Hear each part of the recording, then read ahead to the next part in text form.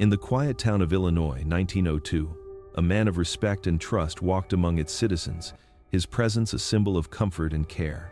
Dr. Ambrose, a physician known for his polite demeanor and polished manners, held the lives of his patients in his hands, their gratitude evident in every visit and every word of praise.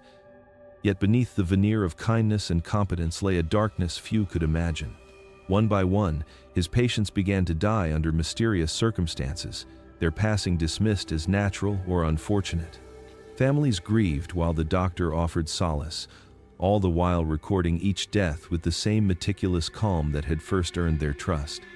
What began as ordinary medicine slowly became a mechanism of control and death, a chilling tale of power, deception, and the fragility of trust, leaving a community forever scarred and questioning how a healer could become a harbinger of death. Sorry for the interruption. Where are you tuning in from? Drop it in the comments. In the quiet town of Illinois, in the year 1902, there was no figure more admired than the local physician, Dr. Ambrose. His presence carried with it a sense of calm authority, and when he walked the cobbled streets with his polished black medical bag in hand, townsfolk often nodded with quiet gratitude, for in him they believed they had a guardian of life itself. His office was always immaculate, the wooden floors gleaming, the shelves lined with neatly arranged glass bottles and carefully labeled powders. The smell of carbolic acid hung faintly in the air, a scent that reassured patients of cleanliness and safety. Mothers brought their children to him with complete trust, elderly men sought his remedies for their aching joints, and even the town's wealthiest families relied on him to guide them through illness. To them, Ambrose was more than a doctor. He was a symbol of dignity, knowledge, and stability in an uncertain world. He listened with a patience rare for the time, leaning forward as patients spoke of their pains, his voice gentle, his words carefully chosen to soothe. The slightest touch of his hand on a wrist or a shoulder carried comfort, convincing those in his care that healing had already begun. In the evenings, he was seen at church, his posture straight, his face solemn, offering nods and kind greetings to those seated around him. On Sundays, he would be found visiting families too poor to pay, insisting that health was more important than coin. To every eye, he was a man of benevolence, a physician who lived for the well-being of others. Yet the respect he commanded was not simply born of kindness. There was something about his presence that suggested certainty, as if he alone possessed knowledge beyond the understanding of ordinary men. People believed his diagnoses without question, trusting the authority in his voice. When Dr. Ambrose said an illness was grave, they prepared for the worst. When he said a recovery was likely, they breathed easier, convinced of its truth. It was not just his remedies they trusted, but the man himself, the way he made them feel that he held answers no one else could provide. But beneath this polished exterior was a man few truly knew. His private rooms above the surgery were kept closed to all but himself, and when the lamps burned late into the night, no one asked what thoughts troubled him.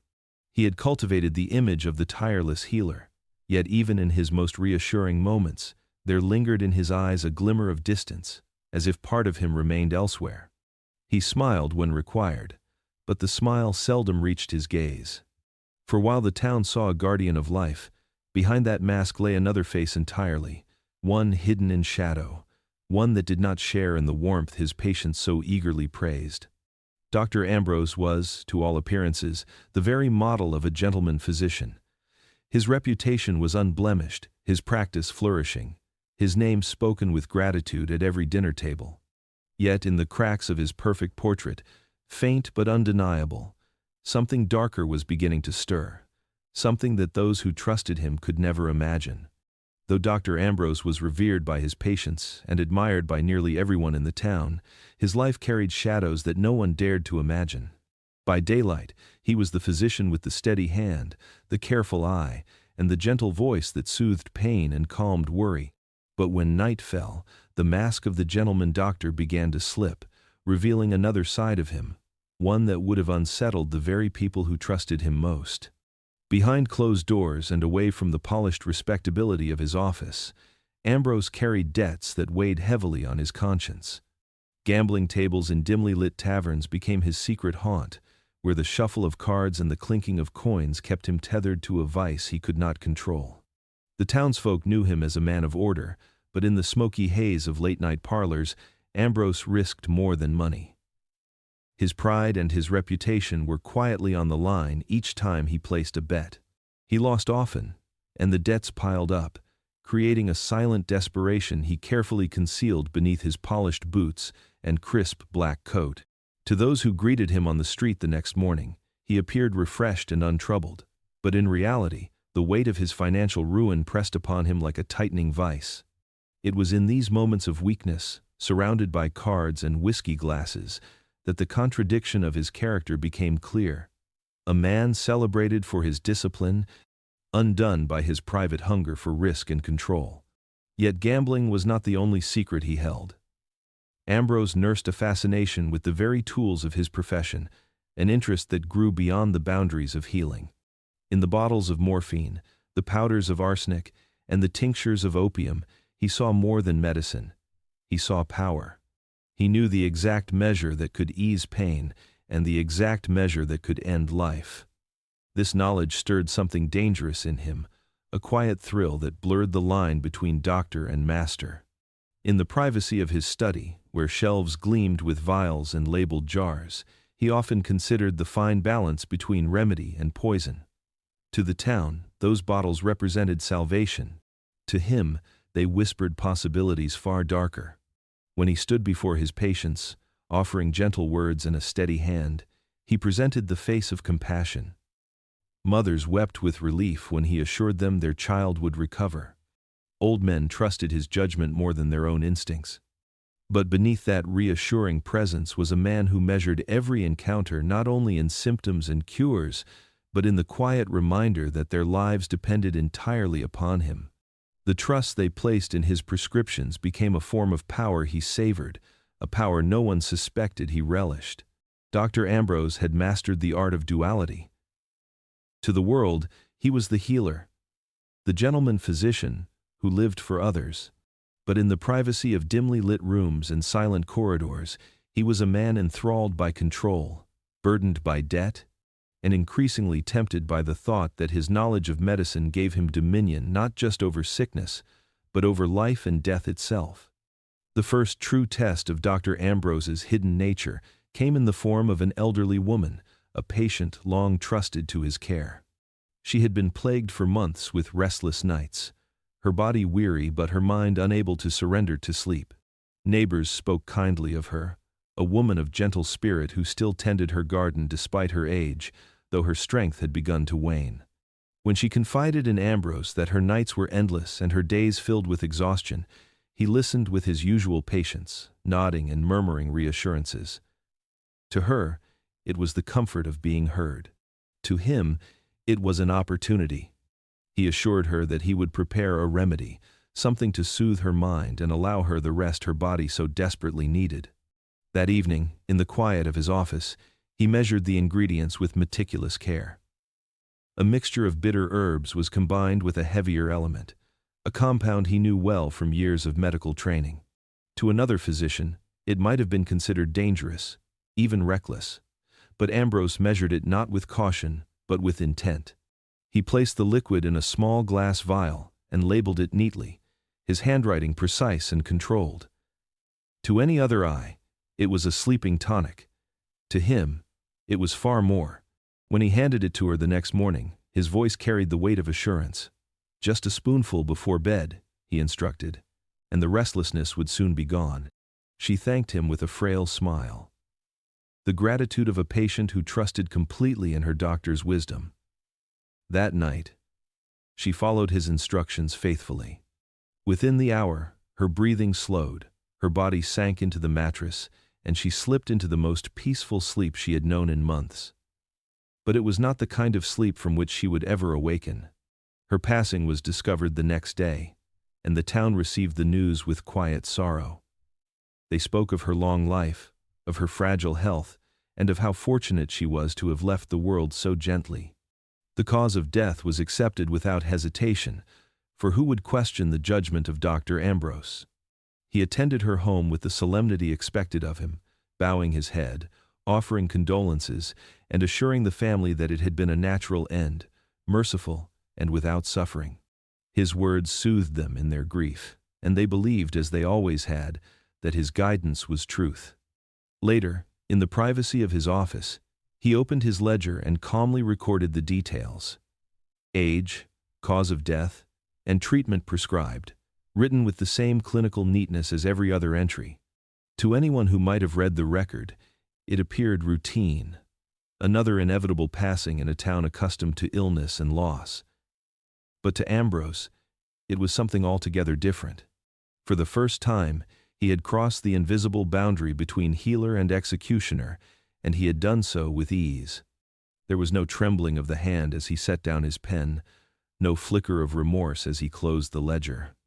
If anything, there was a quiet satisfaction in the knowledge that he alone had held the power to decide whether she would wake or not. The town mourned her with tenderness, never suspecting that her death had not been the gentle work of nature, but the deliberate hand of the very man they trusted to preserve life. It was the first fatal dose, the first deliberate step into darkness, and it passed unnoticed by everyone but the doctor himself. In the months that followed the quiet death of the elderly woman, more of Dr. Ambrose's patients began to slip away under circumstances that, while unusual, raised little alarm. Illness was a constant companion in those days, and the line between survival and decline was often thin. A man weakened by chest pains was found lifeless one morning, his family comforted by Ambrose's solemn assurance that his heart had simply given out. A young mother who had complained of fainting spells was discovered cold and still beside her bed, her children gathered in confusion, told gently by the doctor that her body had been too fragile to carry on. Each loss seemed explainable, each passing wrapped in words that carried authority, and so no one questioned the pattern that was forming before their very eyes. Ambrose carried himself with flawless composure, attending every household stricken by grief, his presence as constant as the tolling of the church bell announcing another funeral. He would place a steady hand on a widow's shoulder, bow his head with practiced gravity, and speak of how merciful it was that death had come gently. His words soothed where they should have unsettled, and his manner inspired trust instead of doubt. In a community where a doctor's word was taken as truth, he moved unchallenged, cloaked in the reputation of a man who gave his life to others.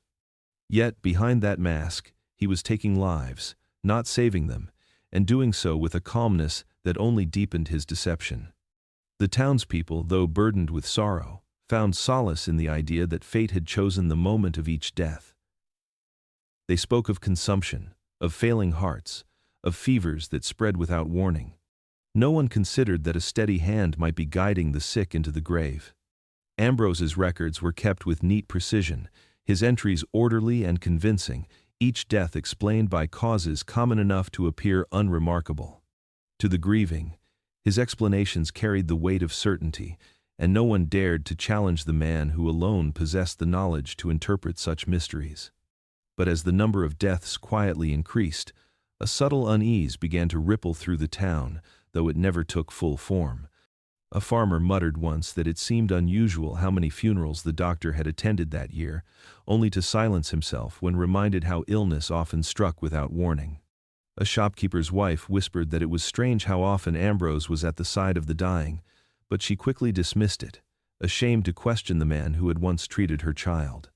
Suspicion flickered in brief moments, but trust always extinguished it before it could catch flame. For Ambrose, these deaths passed without consequence. Each one seemed to affirm his power, reinforcing the control he held over the lives of those who came to him in need. He knew the town would not doubt him. Their grief bound them to his words, and their gratitude for his presence blinded them to the truth. With every condolence offered, with every funeral attended, his image as the devoted physician grew stronger, even as his shadow lengthened unseen. And so, a pattern began to take shape, one visible only to the doctor himself. The deaths were not scattered tragedies of chance, but a deliberate sequence, carried out with the quiet precision of a man who knew exactly what he was doing. Yet no alarm was sounded, no questions asked. The silence of the town protected him, and within that silence, Ambrose thrived, his dark experiment continuing unchecked, his reputation polished brighter with every life he extinguished. Lydia Carrington had long been admired in town for her quiet dignity.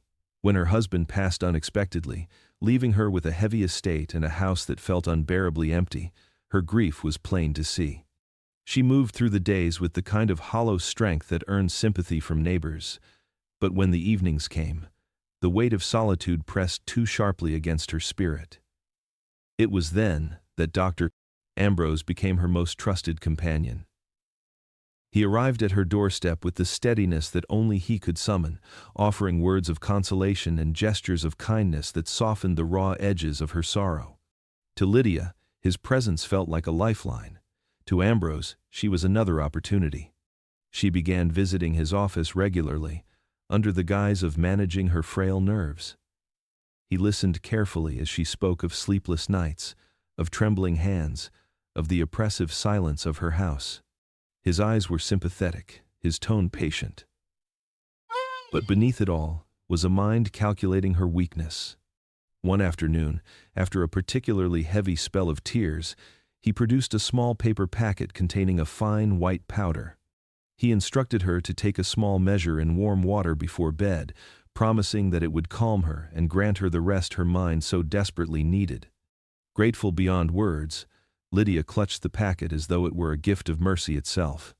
The powders worked, at least at first. That night, she felt her body release its tension, her mind grow quiet, and her heart slow into a rhythm that carried her gently to sleep. She awoke the next morning lighter, with a fragile sense of peace she had not known since her husband's death. She sent a note to Ambrose thanking him with words of genuine affection, telling him that his care had been her salvation. His reply was brief but warm, as though his greatest satisfaction came only from her comfort. She had no reason to suspect that behind his measured script lay a satisfaction of an entirely different nature. As the weeks passed, Lydia's reliance on the powders deepened.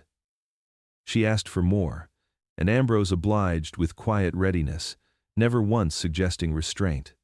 Each dose seemed to soothe her, but each also stole a measure of her strength. At first it was little things, a stumble on the stairs, an afternoon nap that lasted longer than it should. Then her color began to fade, her appetite dwindled, and her limbs grew too heavy to carry her for long. Friends who visited remarked on how pale she looked, how fragile her voice had become. She dismissed their worries, smiling weakly and insisting that Ambrose had everything under control. He had, after all, given her back her sleep. She believed him without question, grateful for every moment of ease he provided, even as her body weakened under his hand. Soon Lydia was confined to her bed. Her voice, once steady and graceful, became faint and uneven. Yet she never ceased to praise the doctor. To her, he was the man who had stood beside her in her grief, the man who had not abandoned her when loneliness threatened to consume her. Each time he visited, she reached for his hand and thanked him, whispering that she did not know what she would have done without him. He responded with solemn nods and gentle reassurances, all the while knowing that it was his very prescriptions that were pulling her closer to the grave. Her decline was slow enough that it seemed natural, and when the inevitable end came, no one doubted its cause. The townspeople shook their heads in pity, speaking of how grief had simply worn her away. Ambrose, standing with quiet composure at her bedside, spoke softly of how she had slipped peacefully into eternal rest. The family thanked him for his tireless devotion, never suspecting that her gratitude had been misplaced from the very beginning. To them, he remained the guardian of health. To himself, he had simply written another life into his growing ledger of silence. Behind the closed door of his office, Dr. Ambrose kept a cabinet that no patient ever saw. To the unknowing eye, it was nothing more than an orderly case of medicines, jars neatly labeled, glass vials gleaming in the soft light of the lantern. But within its polished wood and brass hinges lay the heart of his deception: bottles of morphine, powders of arsenic, tinctures laced with opium, all carefully stored and waiting. These were substances meant to heal when used with caution, yet Ambrose's hands measured them not for recovery, but for ruin. Late at night, when the streets of the town had grown quiet, and even the taverns had shuttered their doors, Ambrose would stand before the cabinet with deliberate care. He would unstopper the bottles, examine their contents in the lamplight, and choose his poisons with the precision of an artist selecting colors for a canvas. A dash of morphine to still a heart. A sprinkling of arsenic to weaken the blood. A tincture of opium to lull the body into endless sleep. Each element alone was powerful. But together, blended under his hand, they became instruments of silent death. What made his work more dangerous was the way he cloaked it in familiarity. He would fold the powders into ordinary prescriptions, disguising them with harmless herbs, or dilute them into sweetened syrups that smelled no different from common tonics. His handwriting, always steady and elegant, marked the packets and bottles with instructions written in the language of healing. Take with water, a spoonful before bed, relief within the hour. To his patients, those words were promises. To Ambrose, they were the final steps of a design he had already envisioned. Each prescription he handed over carried with it not the hope of recovery, but a death sentence signed in his own script. And yet no one doubted. No one suspected. The widow who took his powders trusted that they would soothe her sorrow. The farmer who drank his mixture believed it would calm his fever. The young woman who swallowed his drops prayed it would steady her nerves. Each of them placed their faith in the same gentle authority, the same confident voice, and each of them unknowingly stepped closer to the grave with every measured dose. Ambrose kept careful notes, his ledgers filled with neat lines that betrayed none of the truth. He recorded the prescriptions as though they were routine, listing symptoms and remedies with the same detached precision that any physician might. Yet, in the margins of his mind, he carried the true tally, the quiet satisfaction of knowing how much of each substance it took to dim a pulse, how many days it would take before weakness overcame strength, how smoothly he could make an unnatural death appear inevitable. The townspeople spoke often of his dedication. They marveled at the way he labored over every case, the way he prepared medicines himself rather than sending patients elsewhere. They saw in his diligence the mark of a man who cared deeply for the well-being of others. Never did they consider that his very diligence was their undoing. He hid behind the respectability of his profession, behind the black bag and polished manners, while weaving death into the very prescriptions meant to heal. And so the cabinet remained his silent accomplice. Each time he locked its door, the townsfolk rested more securely in their trust of him, never imagining that within its shadows he held the tools of quiet murder. To them, he was the physician who gave remedies for every ailment. To Ambrose, he was the master of a darker craft, blending life and death in the stillness of his office and sealing fates with the stroke of his pen. Clara Whitmore had worked alongside physicians long enough to recognize the rhythm of sickness and recovery, of loss and healing. She was young, but her eyes were sharp, and her instincts sharper still. When she began assisting in the homes of those who had passed under Ambrose's care, she could not help but notice small details that seemed out of place. Time after time, after a patient had slipped away, Ambrose would quietly collect the medicine bottles from the bedside table. He always tucked them neatly into his black bag before departing, never leaving them for the family, never allowing them to linger in plain sight.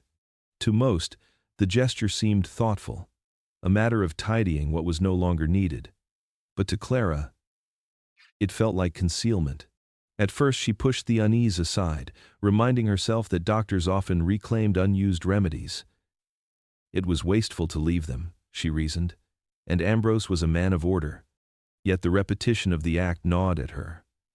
Every death seemed to follow the same pattern. The patient weakened under his powders or tonics, grew pale and frail within weeks, and then passed with little struggle. And each time, without fail, the bottles vanished with him. Clara began to keep count, marking the families she had helped, and the names she heard whispered in church pews and around market stalls. The number unsettled her. Far too many of his patients were gone, and all in so short a time. Her doubts deepened when she recalled conversations with the grieving. Widows spoke of how his medicines had seemed to bring calm at first, but then left their loved ones bedridden. Farmers mentioned how they felt weaker after his treatments, not stronger. Some even described the powders as bitter, difficult to swallow, though they trusted his word that such things were necessary. Clara listened quietly, filing their remarks away, her mind knitting together threads that others dismissed as coincidence. She began watching Ambrose more closely. In the dim lamplight of sick rooms, she noticed how carefully he measured each dose, his hand steady, his face unreadable. He spoke with the calm certainty of a man who carried answers, and families clung to his reassurances. Yet Clara's gaze lingered not on his words but on the medicines themselves, the tiny packets and vials that seemed to hold more than mere relief. The thought stirred unease deep within her chest. Still, she remained silent, unsure if her suspicions were truth or simply the product of an overactive mind. To accuse a doctor, especially one as respected as Ambrose, was unthinkable. The town revered him, trusted him without question.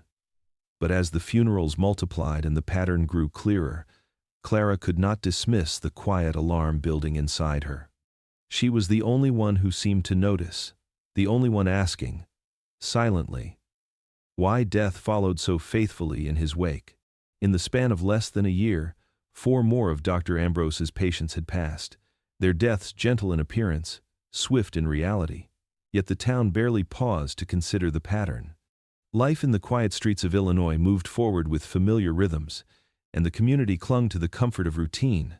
Funerals were held with polite ceremony, coffins lowered into the ground, prayers offered for souls departed, and then the living returned to their daily labors. Doubt, when it flickered at all, was quickly extinguished by trust in the physician who had cared for their families for decades. Ambrose attended each service with a composed solemnity, offering soft words of condolence, his presence a balm to grieving hearts.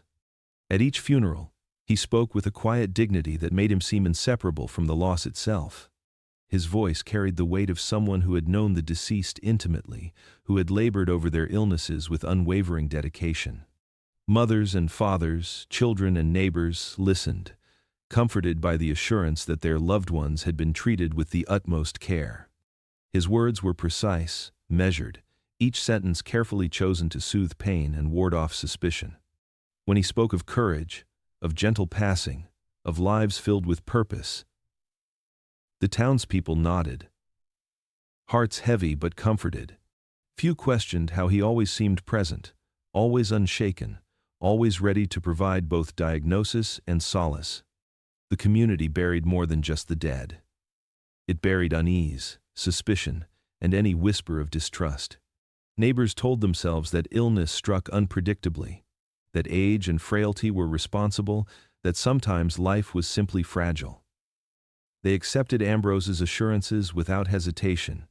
He moved among them with ease, the figure of a man who both healed and mourned, a rare combination that only deepened the town's reverence. He attended wakes, stood beside grieving families, held their hands, offered private words of comfort that made them feel seen, even understood. His gestures were so measured, so convincing, that it became nearly impossible to imagine he could be capable of wrongdoing. Behind closed doors, Ambrose catalogued the deaths, noting dates, dosages, and subtle effects in his meticulous ledger. Each entry was a record of success, each passing another confirmation of his careful orchestration. To the town, these were natural losses, unavoidable misfortunes in the cycle of life. To Ambrose, they were proof of control, a quiet mastery of life and death hidden beneath the veneer of professionalism. And so, the town remained blind, their trust shielding him, their mourning masking the growing pattern. They continued to bury their doubts alongside the coffins, unaware that the very man comforting them was the architect of the silent tragedies they grieved. In the stillness of his study, Dr. Ambrose allowed himself a different kind of attention, one that no patient, no family, and no neighbor ever witnessed. The room was quiet, lit by a single oil lamp that cast long shadows across shelves lined with medical texts and glass vials. But tucked among the books and instruments were smaller, more personal objects, items that spoke not of medicine but of possession. A silver locket lay open on a velvet cushion, its delicate chain coiled with care. Inside, a faded photograph of a woman who had once trusted him completely, stared back with a ghostly permanence. A tarnished pocket watch rested beside it, frozen at the hour of a life that had ended too soon. A pair of spectacles, bent slightly at the temples, caught the flickering light as if they, too, remembered the hands that had worn them. To anyone else, these might have seemed like keepsakes, mementos of affection or loss. Ambrose allowed the illusion to exist, a convenient cover that framed him as a man sentimental, meticulous, perhaps even kind. But sentimentality was only a part of the story. Each object was a marker, a reminder of his quiet triumphs, a record of the trust he had extracted and the lives he had silently claimed. He handled them with the same care he had once shown patience, with the same measured precision, yet the purpose had shifted from healing to claiming. These were trophies of obedience, of innocence, of lives bent beneath his careful manipulation. He moved among the objects slowly, reverently, as though each deserved a moment of recognition. His fingers lingered on the locket, tracing the outline of the photograph with a gentleness that was almost tender. He remembered the first time he had handed out a soothing powder that promised relief and delivered finality instead.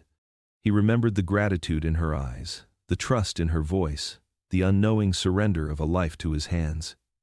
Each item on his shelf represented a pattern repeated, a rhythm perfected. The pocket watch reminded him of the exact timing, the careful spacing of doses, the precision with which each encounter had been orchestrated. The spectacles were a testament to observation, to the careful watching of gestures, the noting of vulnerability and curiosity. In these moments alone, Ambrose allowed himself to feel a sense of satisfaction that the public could never glimpse. The trophies were silent, loyal witnesses to his growing hunger, confirming that his skill and his subtle cunning had gone unnoticed. There was no fanfare, no need for applause, only the quiet affirmation of objects that had outlasted their owners, that bore witness to his invisible mastery. And in the dim lamplight, surrounded by the careful collection of what remained, Ambrose permitted himself a private smile, content in the knowledge that the world saw only a devoted physician, never the collector, never the orchestrator, never the hunger that thrived in the shadows of his own making. Eliza Morton had been the picture of vitality, her laughter echoing through the streets of the small Illinois town, her bright eyes reflecting an energy that seemed almost untouchable. She visited Dr. Ambrose for what she believed was a simple consultation, a routine checkup meant to soothe a lingering fatigue.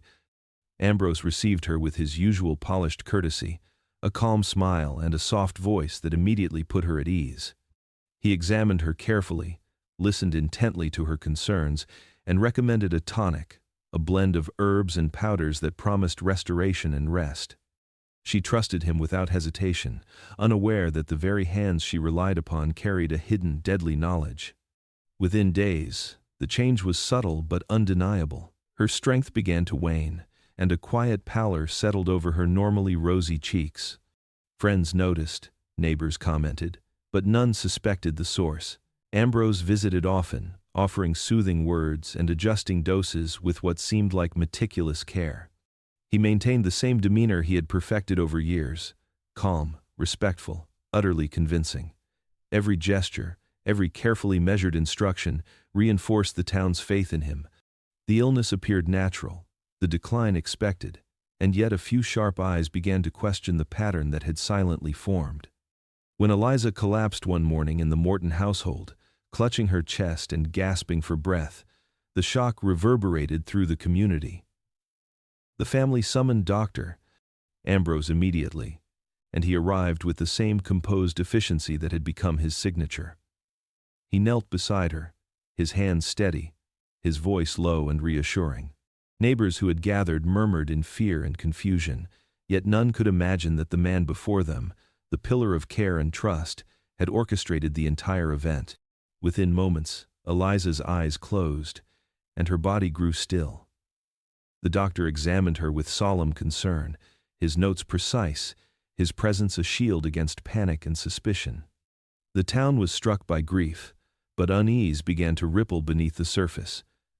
Questions that had been whispered before grew louder in hushed conversations. How many had suffered similar fates?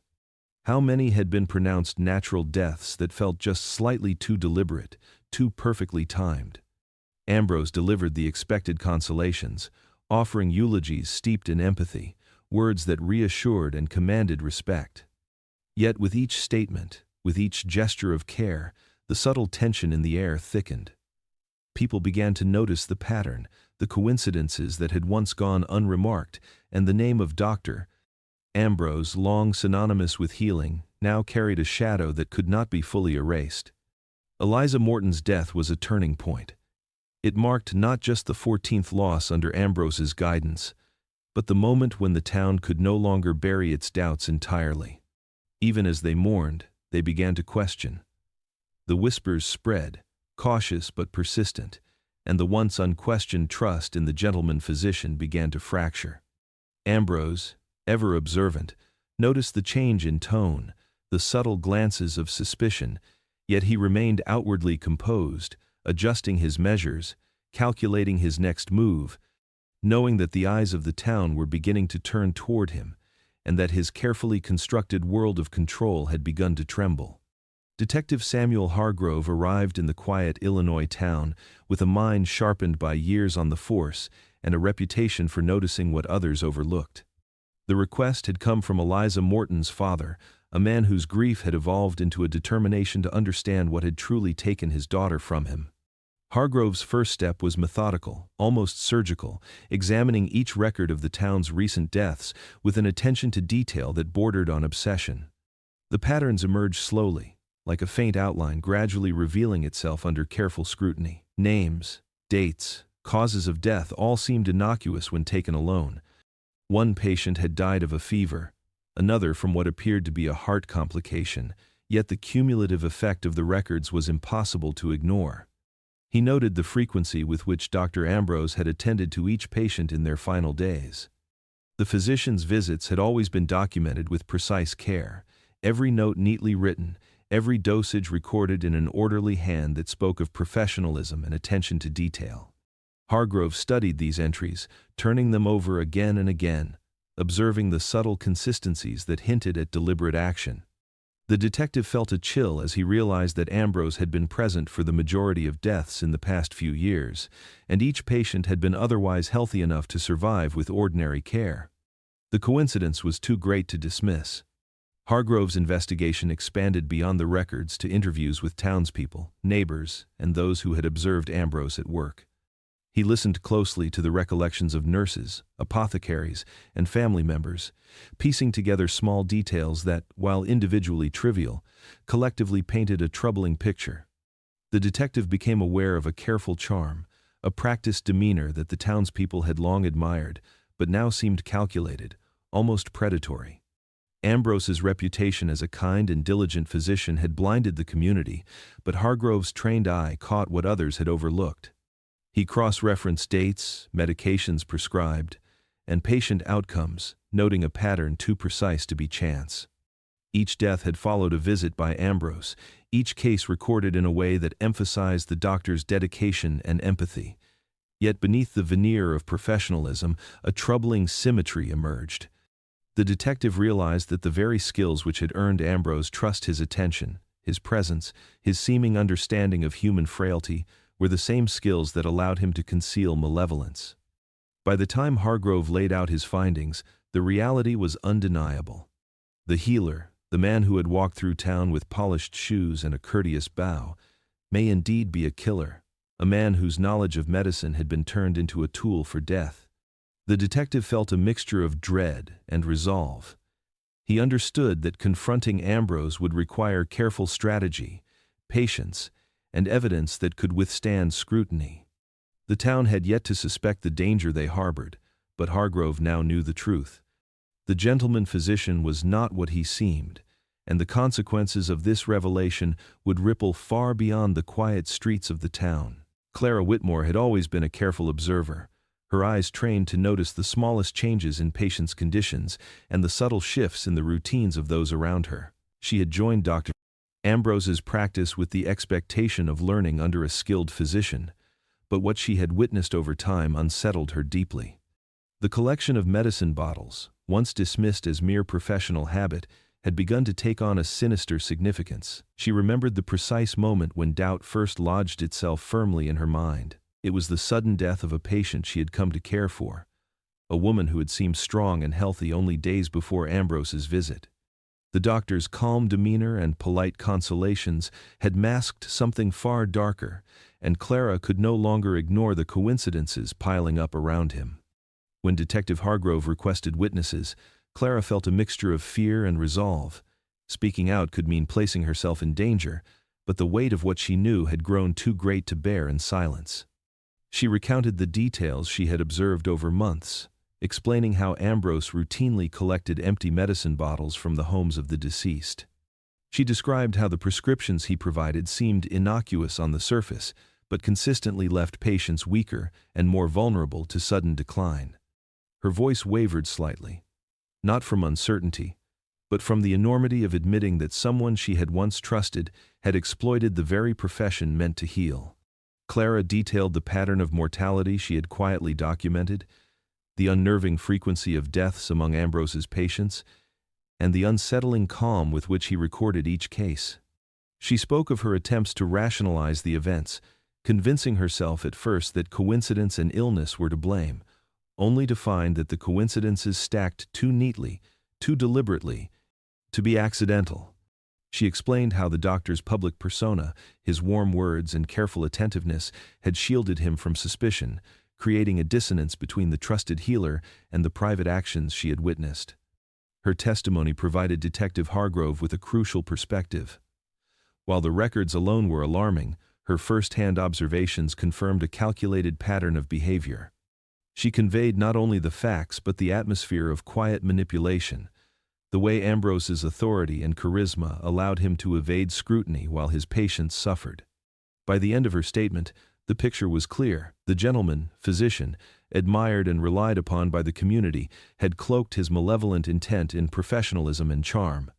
Clara's courage in stepping forward became a pivotal turning point in the investigation, transforming suspicion into credible accusation and bringing the investigation closer to uncovering the truth behind the deadly prescriptions that had claimed so many lives. The morning the first graves were opened, a heavy fog hung over the small cemetery, curling around the headstones like a shroud. Townspeople had gathered at a respectful distance, whispers passing quickly from one to another, eyes darting nervously toward the authorities moving with solemn purpose. Detective Hargrove oversaw the exhumation with a steady hand, knowing that each step carried not only legal weight, but the potential to shatter the fragile trust the community had placed in Dr. Ambrose. As the shovels struck earth and coffins were carefully lifted, the air seemed to thicken with anticipation and dread. Families watched with trembling hands, their grief rekindled, their previous comfort replaced by an aching mixture of suspicion and fear. Inside the makeshift laboratory set up near the cemetery, chemists and medical examiners began their careful work. Each sample of soil and tissue was meticulously tested for signs of toxins, a process that demanded both patience and precision. The results, when they came, were devastatingly clear. Traces of arsenic and morphine were found in nearly every exhumed body, concentrations that could only have been administered deliberately. The news traveled quickly through the town, carried on hurried whispers and shocked expressions, confirming what many had feared but dared not voice aloud.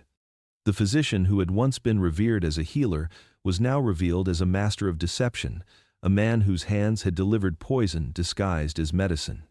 Families confronted the grim reality of their losses, the sense of betrayal slicing deeper than the initial grief of death. They had entrusted their loved ones to a professional, a man whose training and reputation suggested safety and care, and instead found that trust had been weaponized.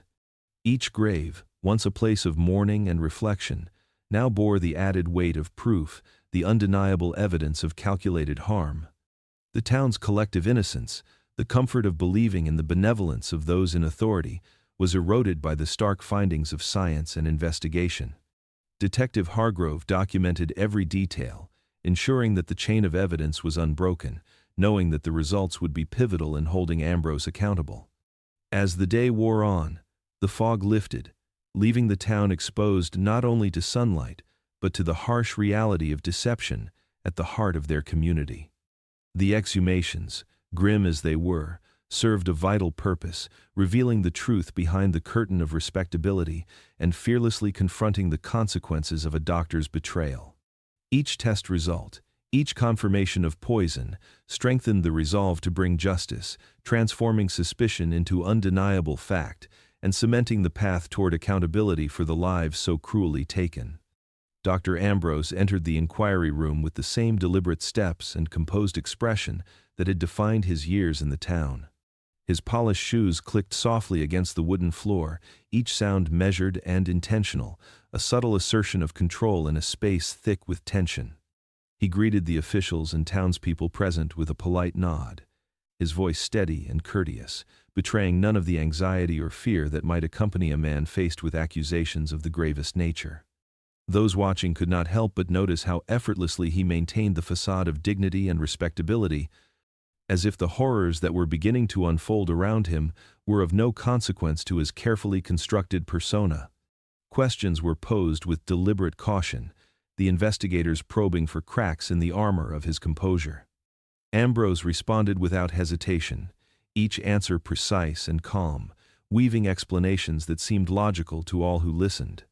Even as the evidence mounted, the exhumations and chemical tests proving his connection to the deaths of so many patients, he remained unshaken.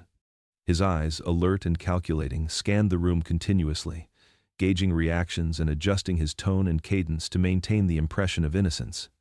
It was a performance perfected over years, a skill that allowed him to navigate the thin line between suspicion and guilt with an almost unnerving poise. The townspeople, some in disbelief and others in quiet fear, watched the doctor closely. They had trusted him implicitly, and now they were forced to reconcile the polite, considerate man they had known with the growing evidence of deliberate malice. Ambrose's calmness was both disarming and frustrating, leaving those questioning him uncertain of how to proceed. Every polite bow, every measured sentence, served to remind them of his skill in presenting a facade, the practiced ease of a man who had long learned to hide darker truths behind manners and courtesy. Even the investigators found themselves momentarily thrown off by his composure, noting how the doctor seemed almost to anticipate their concerns and counter them before they were fully formed. Ambrose's control over the room, over his own reactions, created an aura of authority that complicated the pursuit of justice. And yet, beneath the surface, a quiet tension lingered, for no matter how composed he appeared, the mounting evidence was undeniable. Each piece of proof, each corroborating testimony, was a silent counterpoint to the serene mask he wore, a reminder that beneath the calm, the truth was slowly closing in, waiting for the moment when even the most measured demeanor could no longer shield him from the consequences of his actions. Behind the closed doors of his study, away from the watchful eyes of the town and the investigators, Dr. Ambrose allowed himself a moment of unease that he had long denied. The meticulous composure he displayed in public, the unshakable calm that had so often unnerved those who suspected him, began to show faint cracks. His hands, usually steady and assured, now trembled ever so slightly as he arranged his papers and examined the mounting correspondence that reminded him of debts long neglected. Each letter, each demand for payment, pressed against him like a weight he could no longer ignore. The carefully constructed mask of authority and control felt heavier, more fragile, as the pressures of his private life collided with the growing scrutiny he faced. The thought of exposure, once a distant and almost laughable possibility, now hovered persistently at the edges of his mind. Ambrose had long relied on his intellect, his ability to charm, and his unblemished public persona to navigate both his debts and his darker pursuits. But the walls of his study seemed to close in, reminding him that no facade could last forever. The notes he had kept, the prescriptions recorded with such meticulous care, felt suddenly like chains rather than proof of expertise. He ran his fingers along the edges of the bottles he had hidden away, each one a reminder of the lives he had controlled and extinguished, and for the first time, he felt a flicker of fear that perhaps his cunning would not be enough to protect him. Even in solitude, the tension that had been simmering for months began to gnaw at his composure. The quiet ticking of the clock in the corner of the room became almost accusatory, a steady reminder that time was moving against him. Ambrose moved from shelf to shelf, checking and rechecking, as if ensuring that nothing could betray him, yet every careful action underscored the fragility of his calm. He understood, with a clarity that was almost painful, that the same intellect and cunning which had allowed him to dominate the lives of others might not save him now. As he paused to sit at his desk, his reflection in the window staring back at him, he noticed the faint lines of worry etched deeper than ever before. The confidence he displayed for others was no longer a shield but a thin veneer, vulnerable to the slightest pressure. The mask he had perfected over years was cracking, revealing glimpses of vulnerability, fear, and uncertainty beneath. Ambrose realized that the very skill that had made him untouchable for so long was now a reminder of his impending reckoning. No longer was he the untouchable physician. He was a man caught between the illusion of control and the relentless approach of consequences that waited patiently beyond the walls of his study. The once warm streets of the town seemed colder now, carrying whispers that drifted like winter winds through every corner. Dr. Ambrose, who had once been greeted with nods and smiles, now walked under the shadow of suspicion and distrust. Windows closed as he passed, doors remained shut, and the friendly greetings that had once followed him through the streets were replaced with wary glances and murmured warnings. Families who had once leaned on him for guidance now regarded him with suspicion, their eyes sharp and calculating, as if measuring the man who had so long been their healer for hidden danger. The trust that had taken years to build unraveled almost overnight, leaving Ambrose to navigate a town that had grown hostile in its quietest moments. In homes across the community, old prescriptions he had written were burned or discarded, symbols of both fear and betrayal. Mothers pulled children away from doorways when he approached, and neighbors exchanged looks that spoke louder than words, each glance a silent accusation.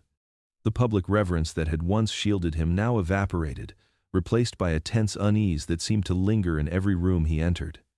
The town had shifted, as if a veil had lifted, revealing the dark undercurrent that had always existed beneath polite conversation and smiles of gratitude. Ambrose, for his part, attempted to maintain the same calm composure that had once disarmed suspicion, but it was no longer enough. His polite nods were met with cold stares, his words of reassurance fell flat, and every gesture was met with an invisible barrier of fear and distrust.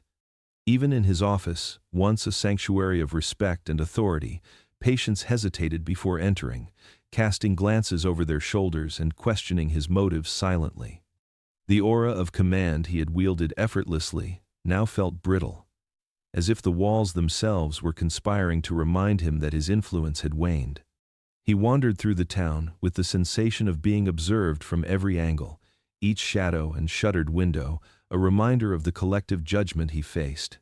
Friends and acquaintances who had once sought his counsel no longer offered smiles or conversation, and the warmth that had once embraced him was replaced by a chilling distance. The coldness of the town was not merely physical but moral, a reflection of its reaction to the realization that the man they had trusted to heal could also harm. Every footstep he took echoed the shift in perception, a steady reminder that the town's admiration had turned into suspicion and fear, and that Ambrose would never again move among them with the ease he had once known. The morning air was heavy with anticipation as the town gathered in quiet clusters, murmurs rippling through the streets like restless water.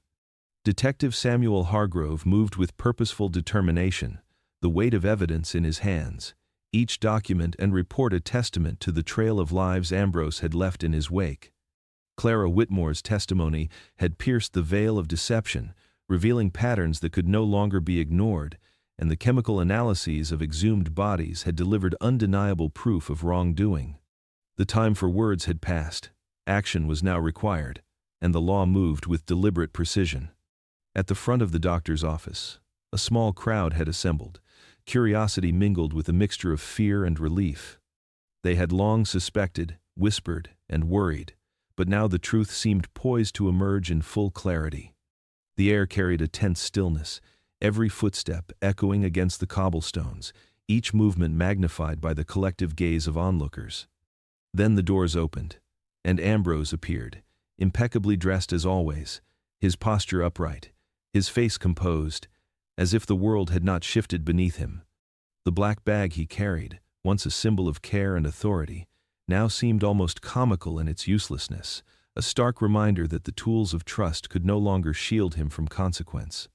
Detective Hargrove approached with measured steps, his eyes steady, unflinching. "Dr. Ambrose," he said, his voice clear and formal, "you are under arrest for the deaths of 14 patients under your care." The words hung in the air, carrying the weight of lives lost and families betrayed. Ambrose's eyes flickered briefly, a micro-expression of surprise or calculation, but his face quickly returned to its practiced calm.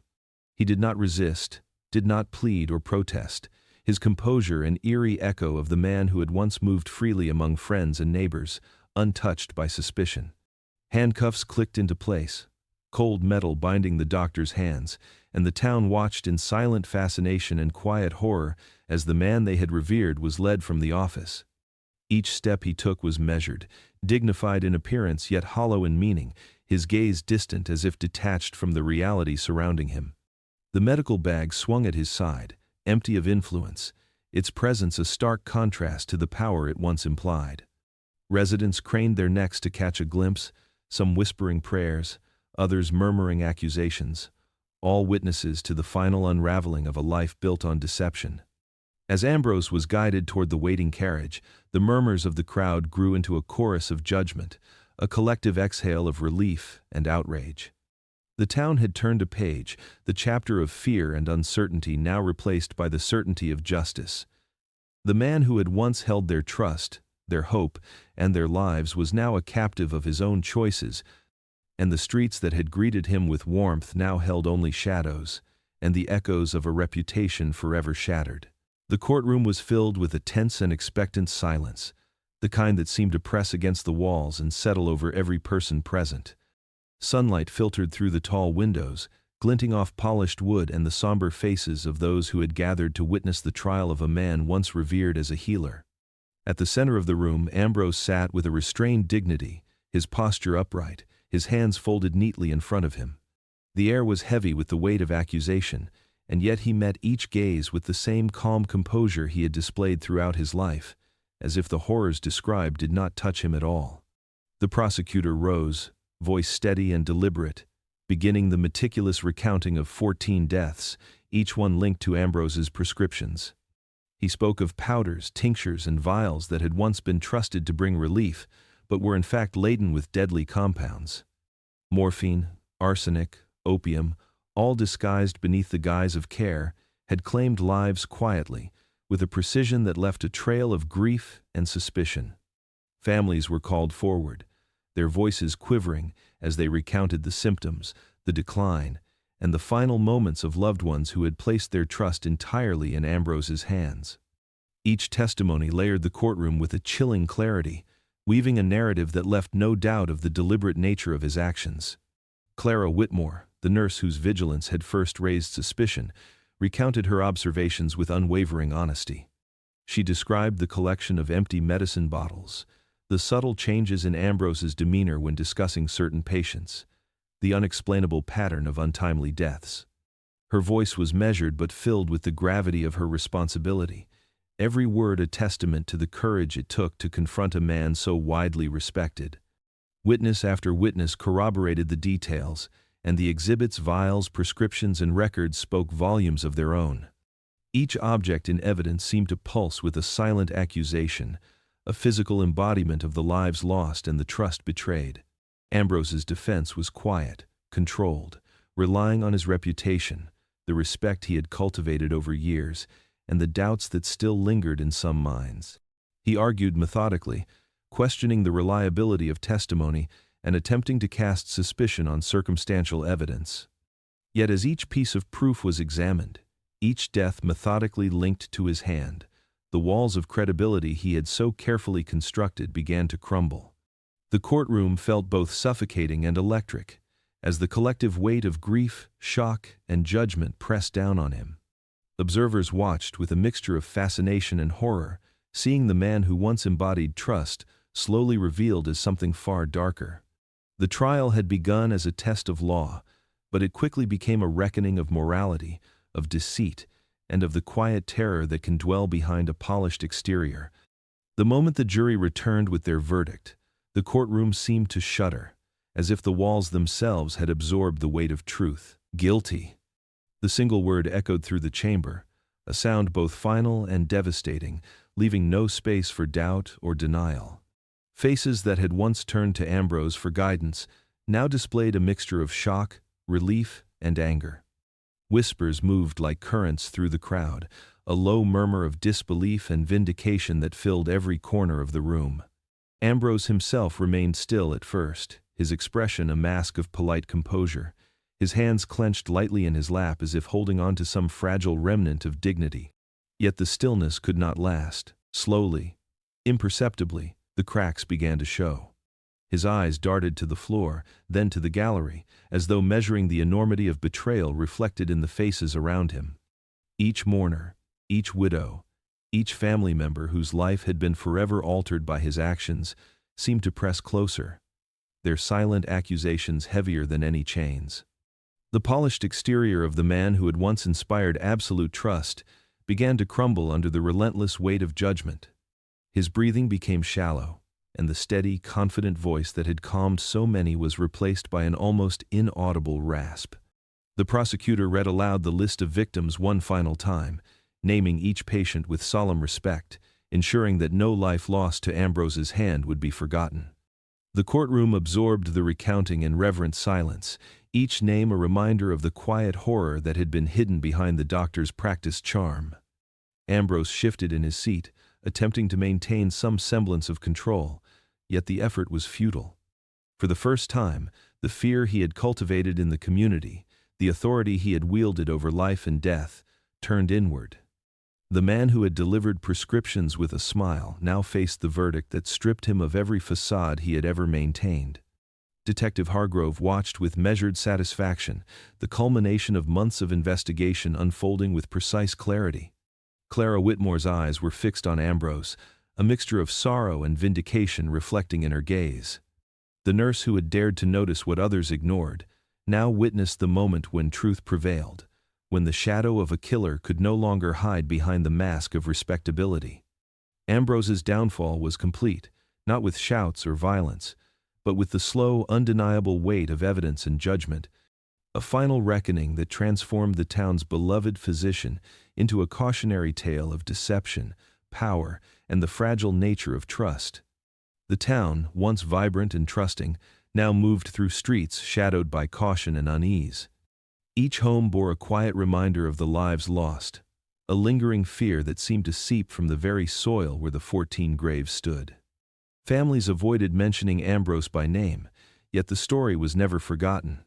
In hushed tones, parents warned their children of the danger that could hide behind the most familiar of faces, of how a man who held the promise of care could transform that trust into destruction. Even years later, visitors would note the wary glances of residents, the careful vigilance that had become second nature, as though the town itself had learned to breathe with caution. The cemetery became a solemn place, its worn headstones marked by time but never erased from memory. Each grave told a story, a silent testament to innocence lost, to the quiet cruelty of a physician who had mastered the art of deception. Flowers left by grieving families wilted quickly in the sun, as if nature itself refused to forget the poison that had flowed through lives once thought protected. The community gathered occasionally to honor those gone, a ritual of remembrance that reinforced both grief and the lessons carved into their collective conscience. Children, hearing the tales passed down, understood in their own way that trust must be measured and that appearances could mislead even the most careful observer. Ambrose's name faded from daily conversation, yet it remained potent, a word spoken only to remind and caution. Scholars and local historians would recount the events in muted tones, analyzing the balance of respect, fear, and betrayal that had allowed such a man to operate unchecked for so long. Every lesson drawn from the tragedy became part of the town's unwritten code, a safeguard against repeating the mistakes of the past. The fear he had sown did not vanish entirely. It transformed into vigilance, a quiet acknowledgement that evil often wears a familiar face, and that even those sworn to heal can conceal darkness beneath polished manners. Time passed. But the legacy of fear lingered in the rhythm of daily life. Houses, once open and welcoming, carried an air of caution.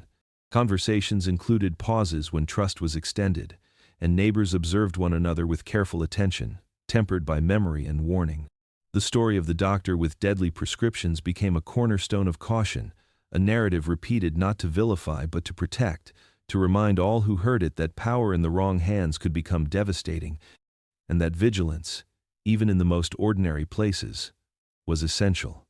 In every corner of the town, the shadow of betrayal endured, a quiet monument to 14 lives stolen and the enduring lesson that trust, once broken, leaves an indelible mark.